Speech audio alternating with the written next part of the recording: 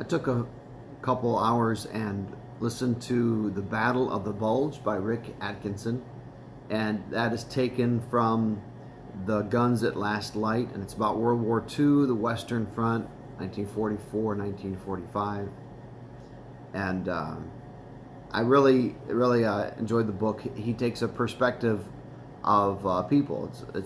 He kind of looks at it firsthand from different people's perspectives, and so perhaps the largest character in the book is Eisenhower.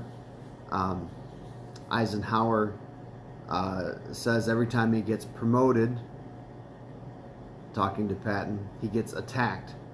And Patton says, yeah, and every time you get attacked, I bail you out. And Patton committed to getting to the tongue of the German attack, getting to the bulge by December 22nd, I believe it is, and he does an amazing push to do that, exactly that, and get his men there, and so Eisenhower is a central character. He's dealing with personalities, and so the first personality, largest personality maybe he deals with is Montgomery. He's the British general, and he has a much smaller number of troops in the area than the British do. The British really are depleted at this point, but Montgomery still has a huge ego and believes that he should be in charge, and that really Eisenhower should just delegate all of that to him. At some point, Eisenhower does divide the forces on either side of the bulge, and allows Montgomery to have command over some U.S. troops. And at that point, Omar Bradley tries to resign because the troops were taken from him to give to Montgomery. And so again, Eisenhower has to deal with these personalities. He pretty much doesn't permit Bradley to resign, and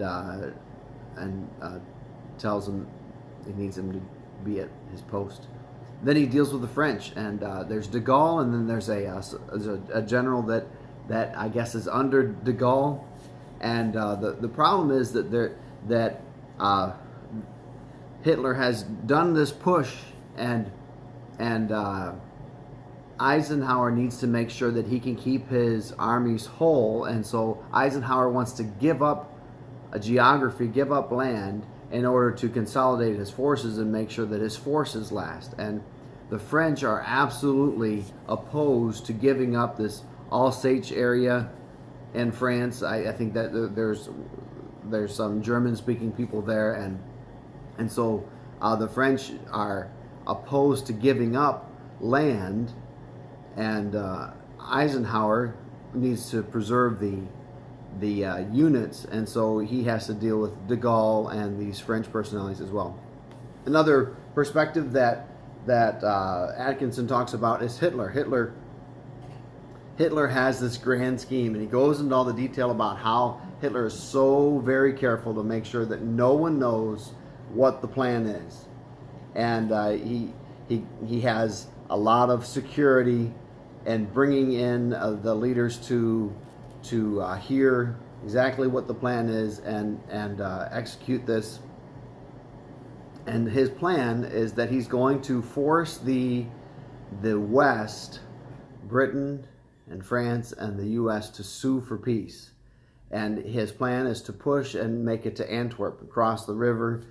And once he gets to that point, they will be in trouble and they will sue for peace. And if he can get them out, then he can deal with the Russians.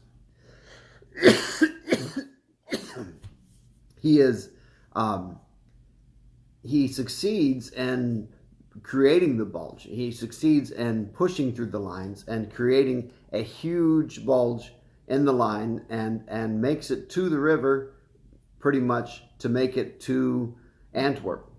And the way that he does that is that he goes through the Ardennes forest again, and it's just thought that it wouldn't be possible to bring an army through there, and he does that, and so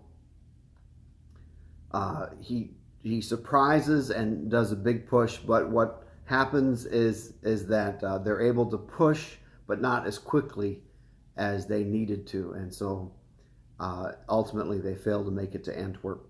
So then another personality is this SS leader, Joseph Dietrich, and early in the bulge, he executes 200 prisoners, and at that point, it quickly goes through the lines that the U.S.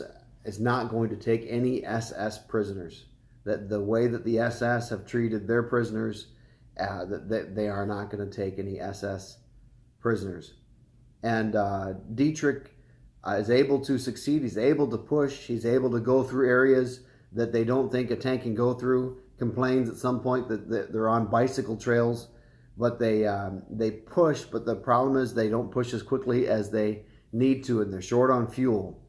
And they succeed, but they're too slow. And so another personality is, I believe it's McAuliffe.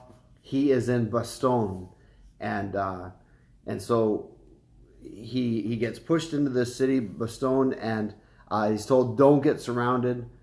And then the author or someone else points out, how is it that he's supposed to not get surrounded when he's outnumbered by such a big force? And so they become surrounded in Bastogne. And so the Germans send 4 officers over with a note that says you need to surrender so that I don't have to kill all of you and kill all the civilians in town. And McAuliffe writes back, nuts. That's his response to surrendering at Bastogne. And the German is like, so is that an affirmative or a negative? And the American officer says, well, that is most definitely in the negative, or in other words, go to Hades. And so just very interesting personalities and what happens there. And then as I'm listening, I'm excited. I know I was coming into Memphis, driving into Memphis. I remember exactly where I was as I was getting ready to go north on 69, and Abrams breaks through to Bastogne after they've been under siege. And in the wintertime, they're short on food and ammo. They're told not to fire until they can see the whites of their eyes because they're so short on ammo. Abrams breaks through, and so of course I want to find out who's Abrams, and I was able to look up later on. Yeah, Abrams is the guy that they named the tank after, and he breaks through at Bastogne for the Battle of the Bulge. And so this book is taken from